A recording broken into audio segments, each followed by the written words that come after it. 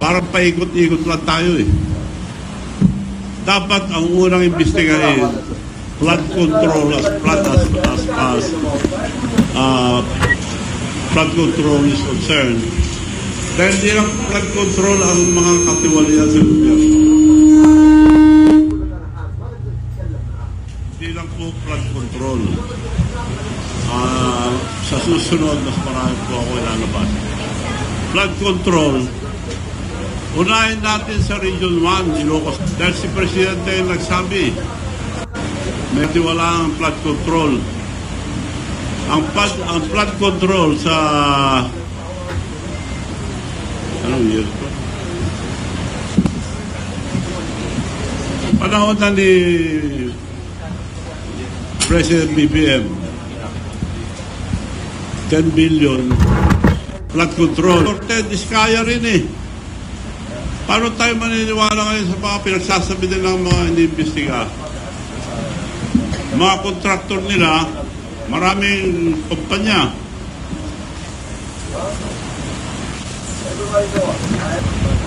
Sa Ilocos Norte lang, St. Matthew General Contractor and Development Corporation, 962 million plus, almost a billion. St. Gerard Construction General Contractor and Development Corporation, 608 billion.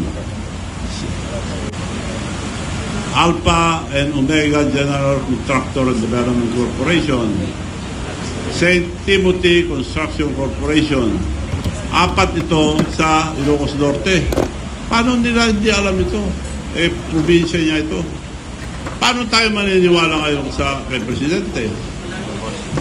Dapat yung mga inapoy niya na Independent Commission on Infrastructure, mabubuting tao po yun. Kilala ko po si Mayor Magalong, mabuting tao.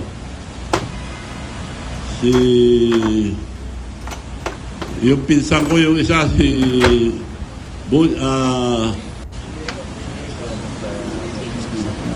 Babe Season, matino po yun. Kaya nakikiusap, at saka yung mga iba siguro matino rin lahat. Para lang i-guide sila. Unahin niyo po ang Ilocos Norte muna. Huwag na tayong lumayo. Dahil yung map, as far as flood control is concerned, at buong Pilipinas, sino naka-corner? Yung mga diskaya. Eh sila ang contractor nila eh. Ba't pa imbestigahan nila muna yun? Nandun na lahat ng kalukuhan. So kung antayin natin ang Senado, mag-ano pa yan eh. Tatagal pa. Diretso na. Diretso na lang ito. At ang suggestion ko lang, huwag na natin pahirapan ang taong bayan. Yung rally, baka may manggulo pa. Ang pakiusap ko lang, it will be a peaceful revolution about corruption. Ang mga kabataan at mga estudyante ang maglilid ang revolusyon na ito. This is not for ourselves, this is for the future of our children. Mga kabataan, pabayaan natin sila mag-lead itong revolusyon para matanggal ang graft and corruption. Ang suggestion ko lang, ewan ko kung papayag sila, huwag na tayo magpunta sa kalye, baka guluhin pa nila. High school and colleges, pero yung mga nasa kindergarten, yung mga elementary, tuloy ang pag-aaral. Hinto muna sila hanggat di bumababa lahat ng mga korap sa gobyerno.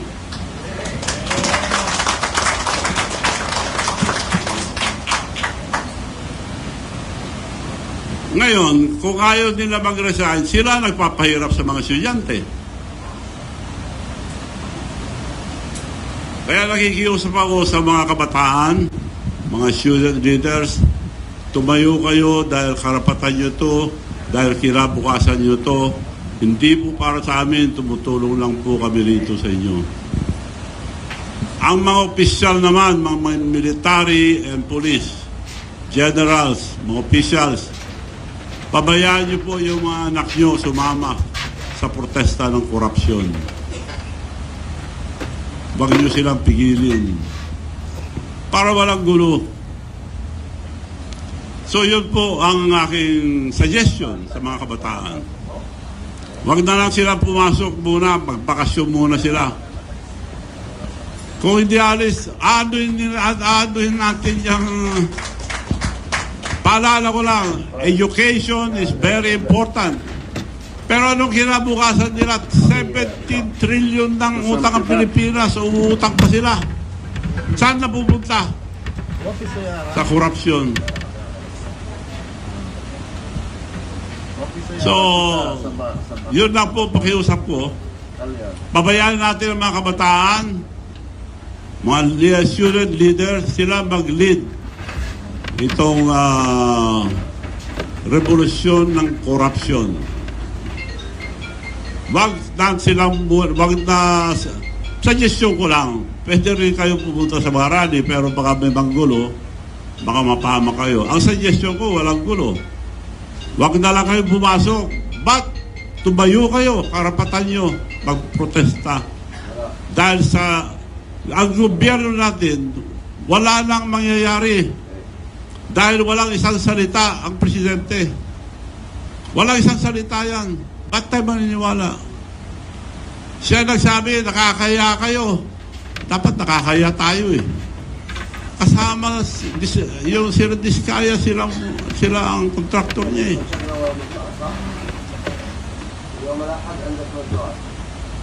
So ang pakiusap ko po ang mga student leaders, mga kabataan, to lead this peaceful revolution for corruption. Dahil ano nyo ang wala na tayong pag-asa sa buhay.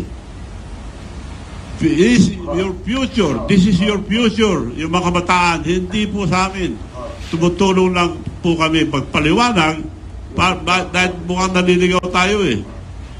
Investigasyon ng investigasyon sa Senado, walang nangyayari. Paikot-ikot lang tayo. So, yun lang po. Maraming salamat and I'd like to entertain any question.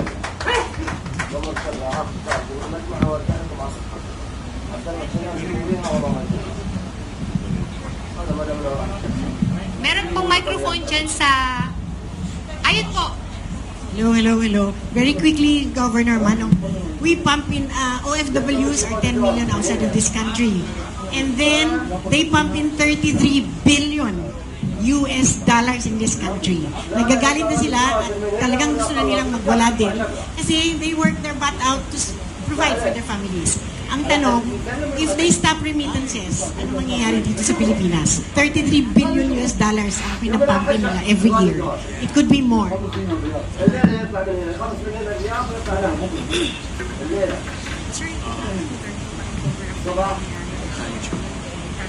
Pwede rin yun, pero hindi na dapat yun para di mahirapan yung mga kamag-anak nila rito.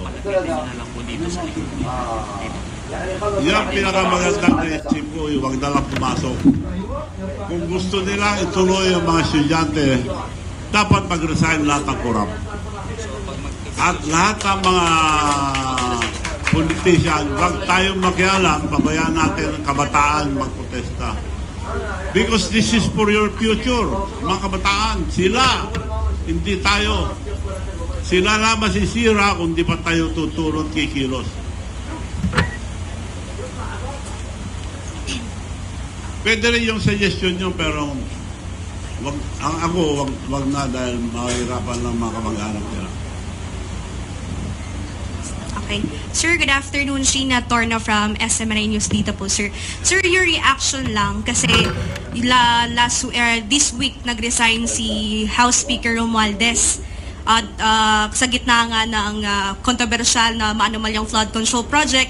And ngayon, sinasabi ng mga kongresista, especially Sandro Marcos, na pinapauwi na nga itong si Representative Zaldico dahil nga sinasabi na siya ang nasa likod ng mga katiwalian dito sa flood control. Sir, sa tingin nyo, damage control lang itong ginagawa nila para hindi lumala yung galit ng taong bayan? Ang pinalit, mabuting tao yan, si Buji D. Pampaganda lang nila yan. Pero kung tutusin mo, same dog, different color. Paano siya susunod din sa naglagay sa kanya yan? 10 beses mo palitan ang speaker, ganun pa rin. Palitan natin lahat ng korap na opisyal.